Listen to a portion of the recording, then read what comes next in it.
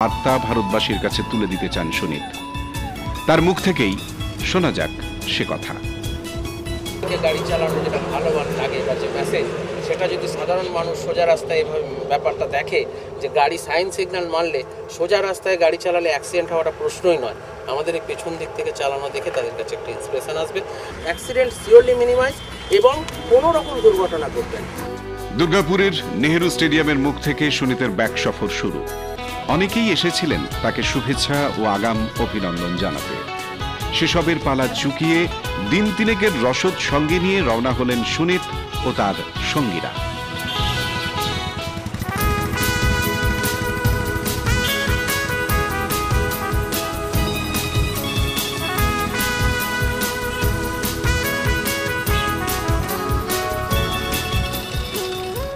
নম্বর জাতীয় সড়ক ধরে প্রায় ২৫০০ কিলোমিটার রিভার্স গিয়ারে যাওয়া ও আসা কম কথা নয়।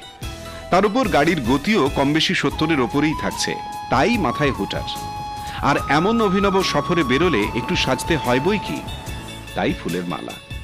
এবার বোধ হয় গোটা ব্যাপারটা খুব একটা বেমানান লাগছে না।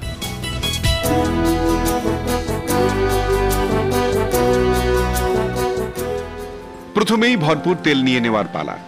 আর ৫টা গাড়ির মতোই পাম্পে এসে দাঁড়ালো সুনীতের গাড়িও। কেবল পিছন দিকে মুখ করে, এই যা তফাৎ। দুর্গাপুর শহরের অনেকেই সুনীতকে চেনেন, তার কীর্তির কথাও অজানা নয়। তা সত্ত্বেও বেশ কিছু মানুষ কিন্তু হাঁ হয়ে যাচ্ছিলেন এই ব্যাপার স্যাপার দেখে। মুম্বাই ছুতে হলে পাড়ি দিতে হবে প্রায় ২৫০০ কিলোমিটার পথ। তবে কাজটা যতখানি সোজা মনে হয়েছিল ততটা কিন্তু নয়।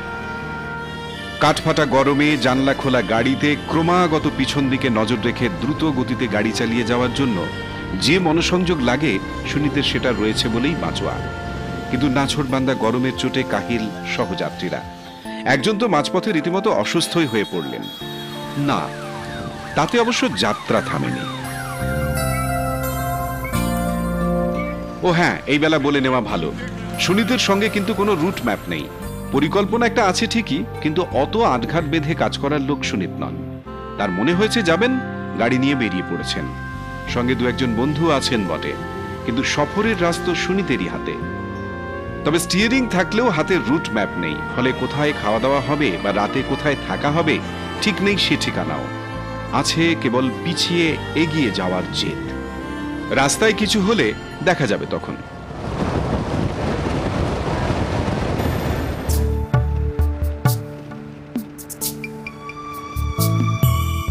শহরের সীমানা ছাড়াতেই রাস্তার অন্য চেহারা। যথেষ্ট গতিতেই গাড়ি চালিয়ে চলেছেন সুনীত। বিকেলের আলো আকাশে থাকতে থাকতেই ঝাড়খণ্ডে ঢুকে পড়ল গাড়ি। আর ঢুকে পড়তেই হঠাৎ করে বদলে গেল দৃশ্যপট। দূরে আবছা নীল ছোট ছোট পাহাড়ের সারি, আর দুপাশে হালকা শালের বন। এ যেন সেই বিভূতিভূষণের আরণ্যক।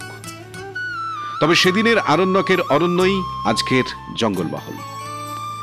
হঠাৎ করে বেরিয়ে আসা দাঁতাল হাতির থেকেও মানুষ এসব এলাকায় ভয় পায় মানুষকেই বেশি। মাওবাদী অধ্যুষিত এলাকায় দুপুরের পর বিশেষ চলাফেরা করে না কেউ। সুনীত কিন্তু নির্ভয়ে সেসব এলাকার উপর দিয়ে চালিয়ে চলেছেন। স্থানীয় বাসিন্দাদের অনেকেই সাবধান করেছিলেন, যেতে সাফ বারণই করেছিলেন কেউ কেউ। কিন্তু নিজের নেশার মতোই সুনীত নাছোড়বান্দা। সঙ্গীদের মধ্যে ভয় যে একেবারে ছিল না তা নয়, তবে দূর পাহাড়ের রূপ আর বয়ে চলা তিত্তির নদীর শব্দে ভয় কেটে যাচ্ছিল অনেকটাই। খোলা রাস্তায় বাঁকের পর বাঁক পেরিয়ে হাওয়ার বেগেই রিভার্স ড্রাইভে যাচ্ছিলেন সুনীত। অসুবিধে হচ্ছিল হুটহাট লোকালয়ে ঢুকে পড়ে। তবে সুনীতের পাকা হাত এক মুহূর্তের জন্যও কাঁপেনি। পাহাড় শুরু হতে চোখ জুড়িয়ে যাচ্ছিল বটে, কিন্তু খাদের ভয় কিছু কম ছিল না। এক পাশে বেশ খাড়াই খাদ, আরেকদিকে নানান যানবাহন। এদিকে বিকেল গড়িয়ে সন্ধে পেরিয়ে রাত নামছে।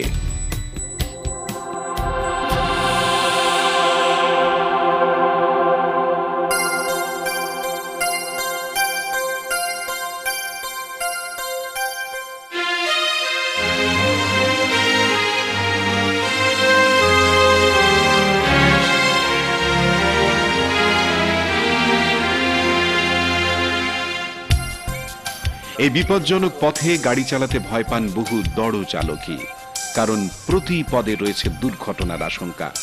কিন্তু সুনীত যথারীতি স্টেডি। দিনের বেলা তো বটেই, রাতেও। সাধারণ চালকদের অনেকেই অন্ধকারে এই বিপদসংকুল পথে গাড়ি চালাতে চান না। সুনীত ঠিক উল্টো। হাইওয়ের নিশ্ছিদ্র অন্ধকার, তার উপর বেয়ারা রাস্তা আর ট্রাফিক জ্যাম কাটিয়েই জারি থাকলো সুনীতের রিভার্স সফর।